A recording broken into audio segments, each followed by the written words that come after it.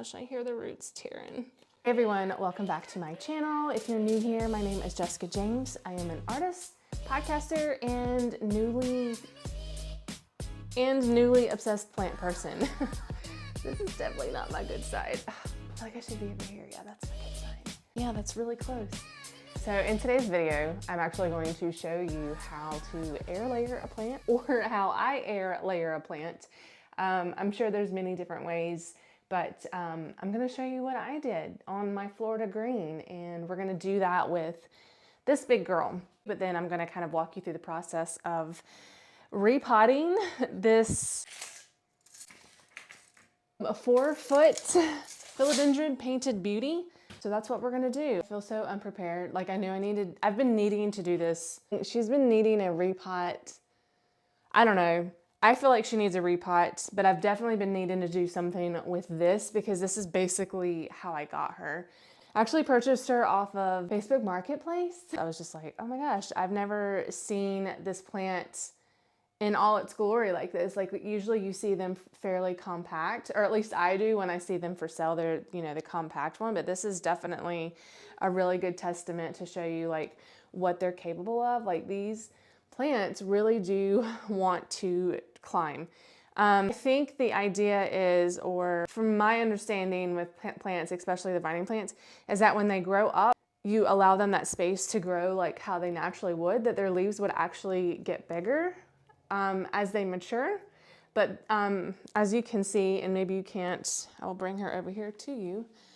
Maybe as you can see, you know, she started out with some nice leaves, but then as she gets taller, oh gosh, they're actually quite small. That newest one is very small, like almost juvenile looking. So I definitely feel like the setup that this person had her on, which is literally what you see here, half a moss pole and then the rest is a stick. And I mean, I get it. I understand. Like, I'm not saying anything about the previous owner. Like, you do what's best for you. But I definitely think that if she was given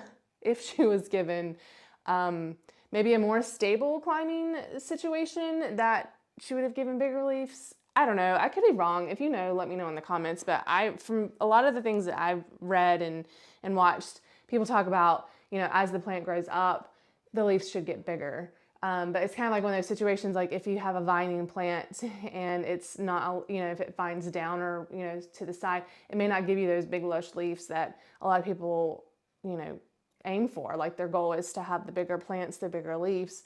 I don't know, maybe you're watching this and you're like, why are you chopping her? I know some people would be like, oh my gosh, don't cut her.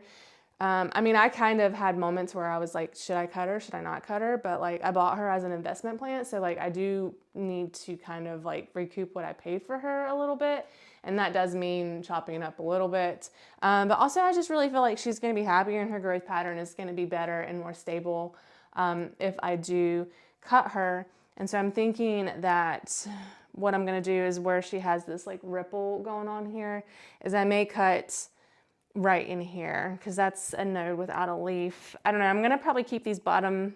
I'm not sure yet. So we'll cross that bridge when we get there, but definitely some of these smaller leaves up here definitely need to be chopped. And I want to do air layering because I did that with my Florida green. And honestly, like I got to enjoy and keep the plant in all its glory, all its tall glory, while it produced roots for propagation. So it's kind of like one of those situations where like you still get to kind of look at it until it's ready to be chopped up, and then I don't know, like prolongs the process or prolongs the like dreaded chop. But yeah, so that's kind of what I want to do with her, but also at the same time, like there's less chance of, you know, failed propagations maybe if you air layer it. Yeah, so that's what I'm going to do today. So this should be interesting. I've never repotted a plant this tall before. I don't want to break her. I feel not prepared for this today, but I knew that I've been needing to do this. I don't know why I'm like so scared to mess with her. All right, so I feel like, can you guys see this okay? I think I'm gonna go ahead and take the pole off. I don't know, maybe I should leave the pole on and just take it out of the pot. Would that be less likely to like snap the plant? Okay, that's what I'm gonna do. Look at that, it put this tiny one out to the side here. Oh my gosh. Yeah, I think you can see that. Okay. Oh my gosh. Yeah. Okay, I think I'm just gonna have to like lay this down and try to pry her out of here. I should have asked her how long she's had this plant. Oh my gosh, this thing is like for real stuck. It is like so stuck in here. Oh gosh, I hear the roots tearing. Oh no, some of the roots tore off because that is so sad. Look at that. It's literally like stuck to the pot. Crap. This is such a cute pot, but look at that tiny ass drainage hole. Like, how the hell did you not like over or underwater your plant? That's crazy to me. That does make me so sad because I feel like I just like tore half of these freaking roots off. Look at that. Like we lost all of that root. That makes me sad. And then I'm sure some of this may or may not be part of it. I'm not gonna really mess with this part here. I don't want to stress it out anymore. I'm gonna take it off of the pole that it is on and put it onto a new stake. And then I'm just gonna go ahead and attach her to that so that when we put her in the pot, she's already good to go. I'm gonna use this green stuff because I don't really know if it's like some kind of like floral wire or what have you. But I like it because it's like the bread tie type thing and it's green and it comes in a roll like this. It just helps me get it tighter. So I'm gonna start in the middle here. That is where like the plant is the straightest. And then of course, like once I get her like in the pot, if I see that any adjustments need to be made to like where this is tied up, then I can do that. I definitely want to make sure that she has good support because when we go to air layer her on, it's going to add additional like weight and hey. Yeah, don't be thinking about chewing plants. Here we are. We have her staked up nice. That's why, I mean, I'm telling you, I really like those like bread tie stuff. I don't know what it's called, but it just works really well. So we're nice and sturdy on there. I'm so sad about those roots. I know I can't beat myself up about that, but it still makes me really sad. All right, so we are freshly repotted and ready for the next phase in this process. This is my Florida green. You can see that I have just literally taken saran wrap with some sphagnum moss and just kind of like made little cocoon type thingies around the notes. And I mean, I want to say it's probably been a month now, maybe not a month. I mean, it's not the most aesthetically pleasing situation, but at the same time, I've got to watch all of these leaves until it's time to chop them. I really feel like once I did this, we gained 2 leaves. I know that sounds crazy.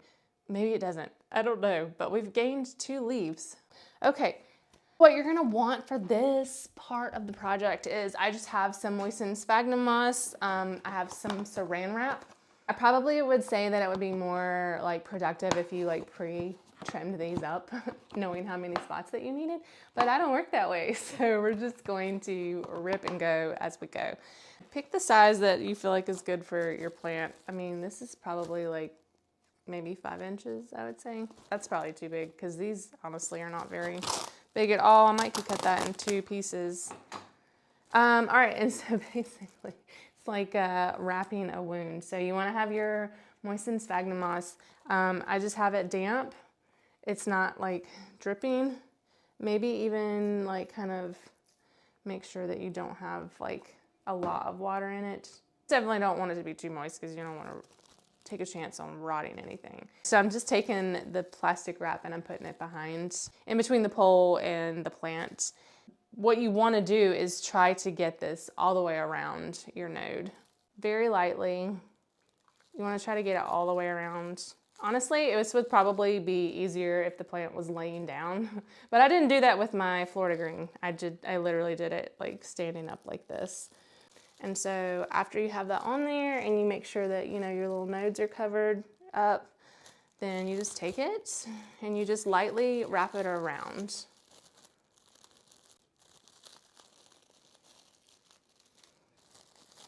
Just like that.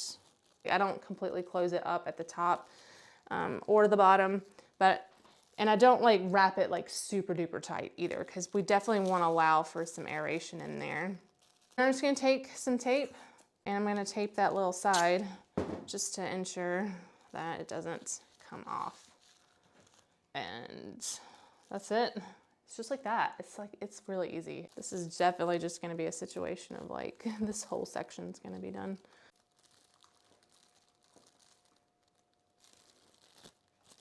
And doing your best to kind of get the whole area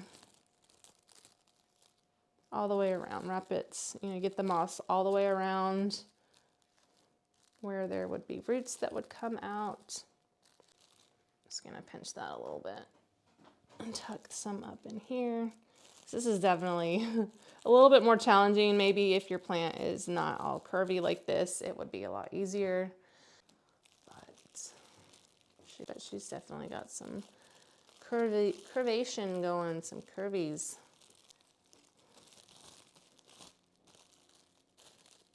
It's a process. You learn as you go. You figure out what works best for you as you're doing it, and then in the future when you do it again, then you know. I kind of tried to leave like a little lid area here, which I'm going to tuck a little bit of moss, a little bit more moss down in there to make sure that I got all those nodes good.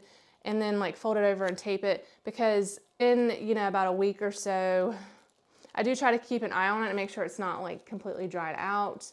And that way, if it is on the drier side, I can just take like a spray bottle, like pull the lid open, spray down in there a little bit, and then close it back. So that I'm not like having to rewrap it and completely reopen it each time. Okay, so we're just gonna keep working our way up.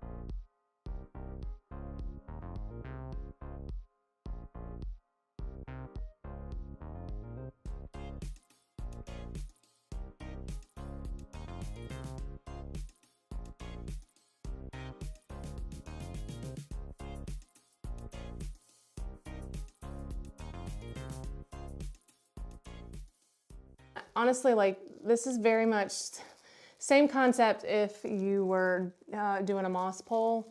Maybe you wouldn't have to go through all of this if you just did a moss pole and like got your plant established on a moss pole. But maybe you're not into moss poles. Maybe you don't have the bandwidth like me to keep up a moss pole. A moss pole is probably way more aesthetic than this. Now this is an abnormal, like maybe an abnormal situation to where like, if you're wanting to propagate your plants and it's not as tall as this, and so you're not having all of this plastic and tape and stuff like visually, like maybe you have just, a little, like a 12-inch plant or something that you want to chop up. And it's only like that for a couple weeks until you chop it. If you don't want to do the moss pole, you can always try this method, air layering in a different way. But yeah, so here we are. We're all done with that. I'm going to show you on my Florida green what it would look like in a couple of weeks, so you can kind of see like what we can expect. But yeah, there she is. So here is my Florida green that I did that to, and I'm going to bring this camera in a little bit closer for you guys. Yeah, it's not like I said, it's not the prettiest, but it's given me the opportunity to kind of enjoy her while she's propagating a little bit longer. I really have enjoyed watch her grow, so it will be kind of sad to start fresh, but this also gives me the opportunity to share this plant with other people. I'm not going to pull the moss off of it because it's a little dry. Hopefully you can see we've got all that rootage. We've got tons of roots. Hopefully you can see that we've got tons. Honestly, I mean, like, really, I probably do need to cut this girl, like, really soon. It was such a cool process. It's a cool thing to see. Like, I like doing nude things. I'm just gonna spray this down a little bit since I'm not cutting her today. Like, I definitely didn't like put a bunch of like time and consideration into how I wrapped this. I just, I'm sure there's probably a cleaner, more precise way to do it, but literally just took some moss, wrapped it around that node, threw some saran wrap on it, and in a few weeks we got roots. So basically that's a rooted plant. Like, I'll be able to chop that and put that right into a pot, and she's ready to go. Oh my gosh, that is like poking me in the face. All right, That is not good either. Okay, we'll get it in a second. We'll get it. Okay, all right, we'll just make that work. That's it for today's video. Thank you guys for watching. If you liked it and you got any value out of it, please let me know by giving me a thumbs up. That really helps me in the algorithm. It also helps me know that I'm making videos that is valuable and that people want to see. And of course, if you're interested in following along my plant journey, or you like women's empowerment, or just, a day in the chaotic life of Jessica, or just to be like chaotic videos and unorganized. That's not what I want to say. This is the worst outro ever. If you've ever done this before, let me know in the comments. I would really like to hear stories and your thoughts of what you thought about this process. Or if you have any tips or tricks that you would like to add to this, please let me know. Also, don't forget to give yourself some love this week, and of course, buy yourself a plant. I will see you in the next video. Bye.